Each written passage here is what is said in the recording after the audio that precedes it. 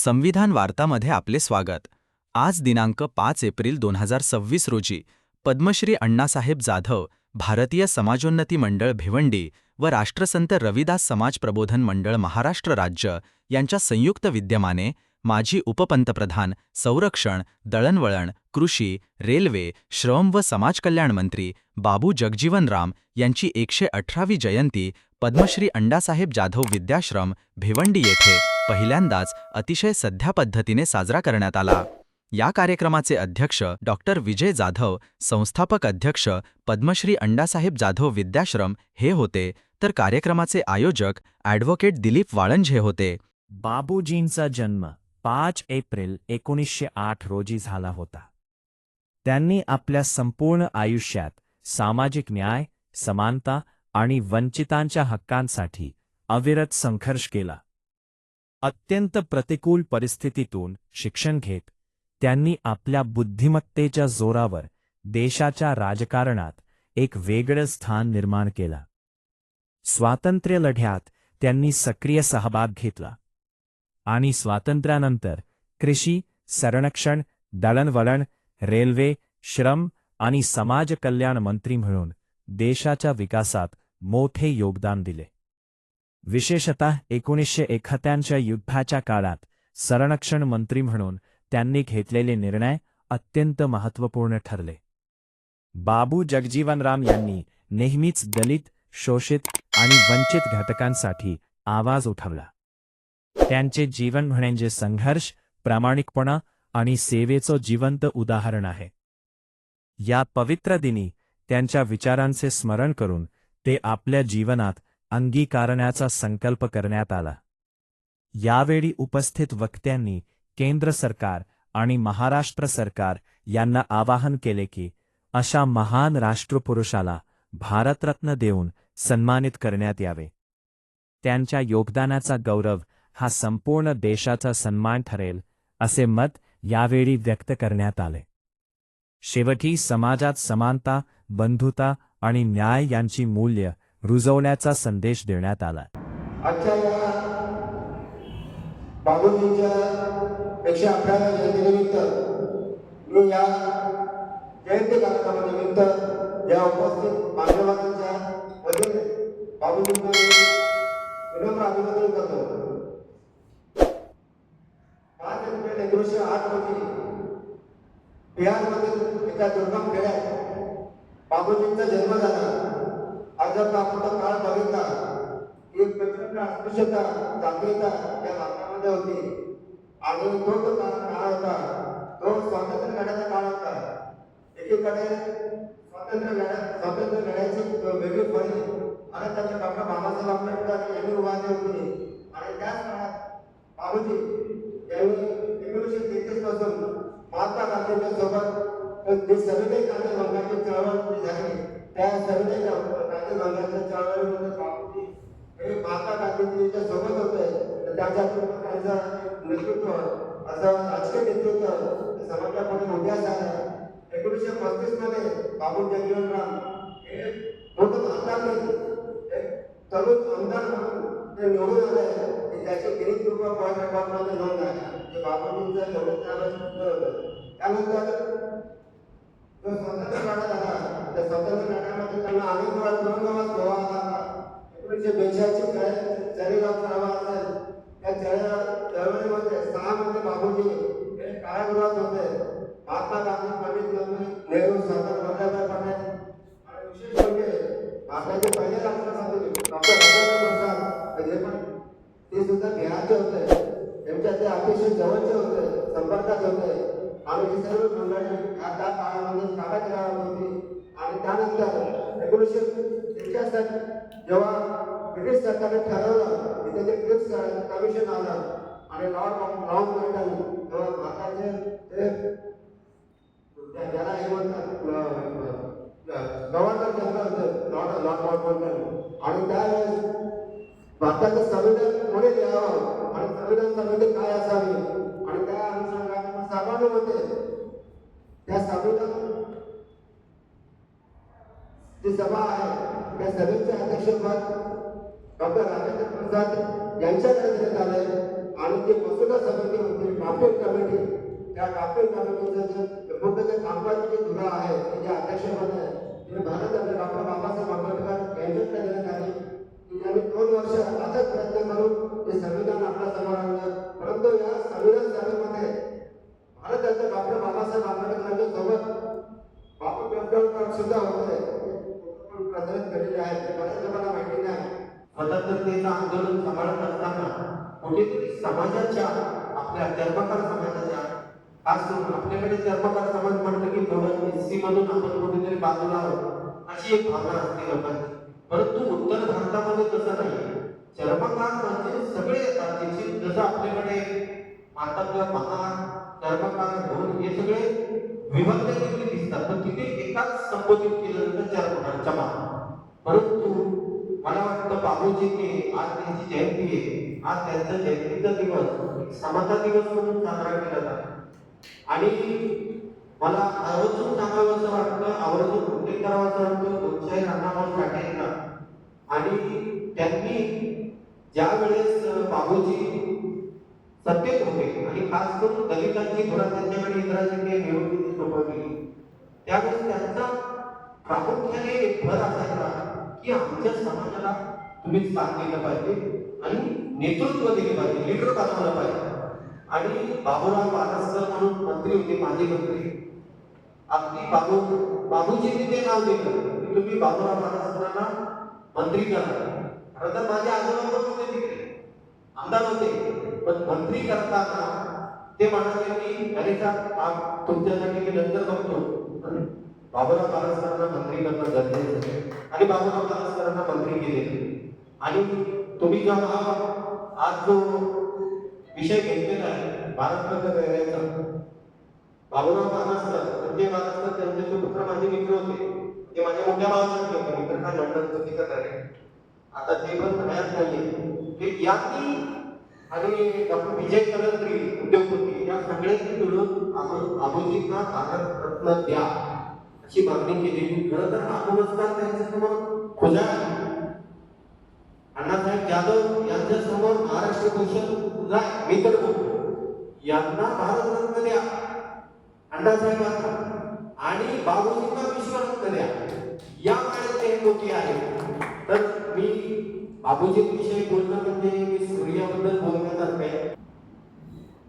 18 डिसेंबर 2025 रोजी आमचे मित्र ॲडव्होकेट वारद सर यांनी मला सांगितलं की सर आपल्याला हा कार्यक्रम सुरू करायचा आहे, आणि म्हणून याच सभागृहामध्ये 5 लोकांच्या समवेत हा कार्यक्रम सुरू केला. आणि मध्ये 2-3 महिने झाले वाडकरांना म्हटलं सर आपण फक्त घोषणा केलेली आहे, परंतु प्रारंभ आपल्याला करायचाच आहे. त्यानिमित्ताने मी आजच्या अध्यक्ष सन्माननीय जाधव साहेब यांनाही स्वतः फोन केला, साहेब आपल्याला हे काम केलं पाहिजे. आणि त्या सूचने पुण्याचे वाडकर आणि आमची इथं झालं आणि हा कार्यक्रम सुरू केला. ॲडव्होकेट वाडक सरांनी पायाला भिंडी बांधण्यासाठी महाराष्ट्रभर स्वाक्षरी अभियान सुरू केलेला. स्वतःचा जो काही वकिली पेशा आहे याला वेळ प्रसंगी बाजूला ठेवून त्यांनी या कार्याला अग्रक्रम दिलेला आहे. आणि म्हणून ॲडव्होकेट वाडक सर यांच्या पाठीशी आम्हाला तन मन धन या माध्यमातून त्यांच्या पाठीशी उभं राहायचं नाही आहे, तर त्यांच्या सोबत आपल्याला यायचं आहे. जाधव साहेब आहेतच, आणि आपण एक समिती या ठिकाणी गठीत करावी असं मला या ठिकाणी सांगावंसं वाटतं. की जी समिती असेल ती सध्या तरी महाराष्ट्रापुरती मर्यादित असावी, आणि त्यानंतर स्वाक्षरी अभियान पुढे गेलं की आपल्याला इतर प्रदेशातील लोक जुळणारच आहे.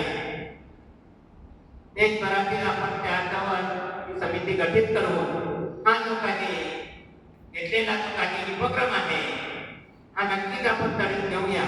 कारण शेड्यूल कास्ट आणि शेड्यूल ट्राईब आमचा इतिहास आहे. आम्हाला संघर्षाशिवाय काही मिळत नाही. सरांनी आपल्या पूर्ण प्रास्ताविकामध्ये याबाबत निवेदन दिलेलंच आहे की सर्वांगीण क्षेत्रामध्ये बाबूजींचं काम आणि त्यांना खरोखर याआधी भारतरत्न ते गौरवण्यात यायला हवं होतं. परंतु या महापुरुषात वंचित ठेवलं गेलेलं आहे. काही अंशाने आणखी त्याला जबाबदारी उशिरा का होईना आम्ही हा उपक्रम सुरू केलेला आहे. पुन्हा मला मागे येता कामा नये. आणि हे स्वाक्षरी अभियान जास्तीत जास्त स्वाक्षरी घेऊन आम्ही आदरणीय प्रधानमंत्री, राष्ट्रपती तत्सम व्यक्तींपर्यंत पोहोचवणं हे आमचं आद्य कर्तव्य आहे. आपल्याला माहिती आहे की बापूजी यांच्याविषयी सरांनी निवेदन सांगितलेलं नाही, परंतु त्यांचं जे कार्य आहे ते कार्य म्हणजे बापूजी एक राष्ट्रीय नेते आहे. राष्ट्रीय नेते होते आणि भारतामध्ये त्यांनी विशेषतः शेड्यूल कास्टच्या लोकांना प्रतिनिधित्व मिळावं यासाठी ते ज्या पक्षामध्ये होते त्या पक्षामध्ये ते आग्रही आहेत. प्रत्येक वेळेला ते स्वतः तर याबाबत काम करायचे. उत्तम प्रशासक, प्रतिभावंत व्यक्तिमत्व आणि कोणतेही काम निष्ठेने करणारी व्यक्ती बापूजी होते. आणि म्हणूनच माझ्यासोबत इतर राज्यातील समाजाच्या लोकांनाही प्रतिनिधित्व देता येईल यासाठी बापूजी नेहमी आग्रही राहायचे. आपल्याला माहिती आहे सर्वात प्रथम विधान परिषदेमध्ये त्यांचं नामकरण झालं. बिहार विधान परिषदेमध्ये, त्यानंतर बिहारच्या विधानसभेमध्ये प्रतिनिधी म्हणून गेले आणि नंतर लोकसभेमध्ये त्यांनी प्रतिनिधित्व केलेलं आहे. भारताच्या अनेक जे काही मंत्री आहेत त्या मंत्रिपदाचा कार्यभार त्यांनी सांभाळलेला आहे. फक्त कार्यभारच सांभाळलेला नाही तर त्या मंत्रिपदाचा समाजातील लोकांना कसा फायदा होईल म्हणून अनेक कायदे पारित केलेले आहेत. काँग्रेस पक्षामध्ये बापूजींना आधारस्तंभ म्हणून मानलं जायचं. कारण बापूजींचं काम त्या पद्धतीचं होतं. आजपर्यंत एकदाही लोकसभेमध्ये पराजित न होणारी व्यक्ती बापूजी होती. आणि अशा हा व्यक्तींना भारत सरकारने वंचित ठेवलेलं आहे ही खरोखरच लाजीरवाणी गोष्ट आहे असं मला वाटतं. आणि त्यांचं जे काही ऐतिहासिक कार्य आहे त्या कार्याविषयी या ठिकाणी मी जास्त बोलणार नाही कारण वेळेची मर्यादा आहे. पण म्हणेन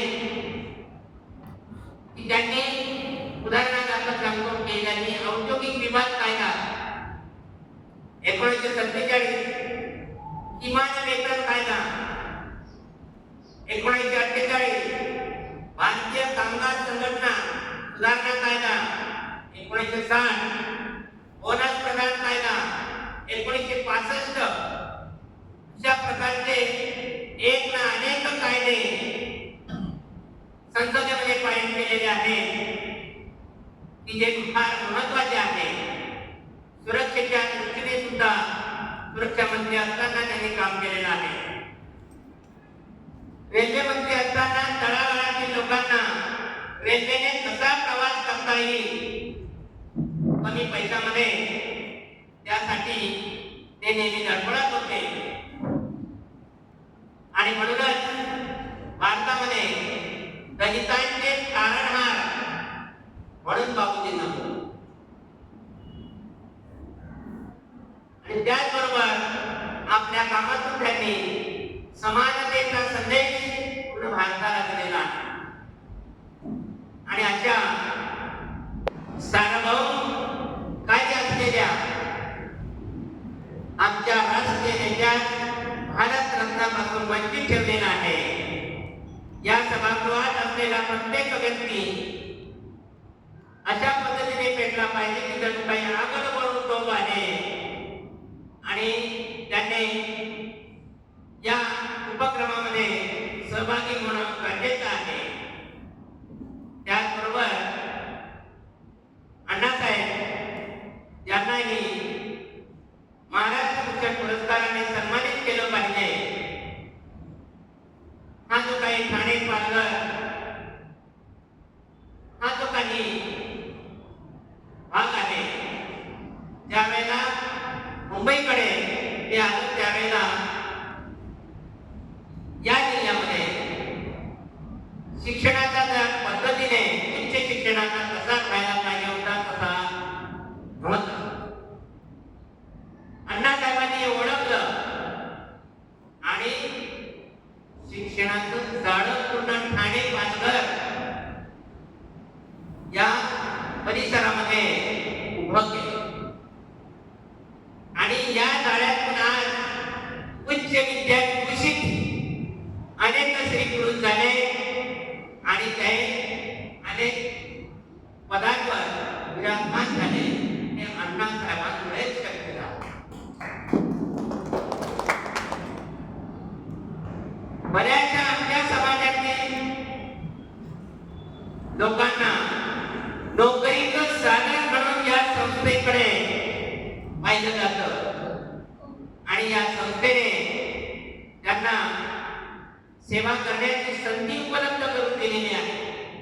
आज एक नाही अनेक शेकडो लाखो अशा समाज बांधवांची घरं या संस्थेमध्ये उभी राहिलेली आहे. आणि फक्त उभी राहिली नाही तर विकसित झालेली आहे. संविधान वार्तासाठी मी विनोद कांबळे, भिवंडी.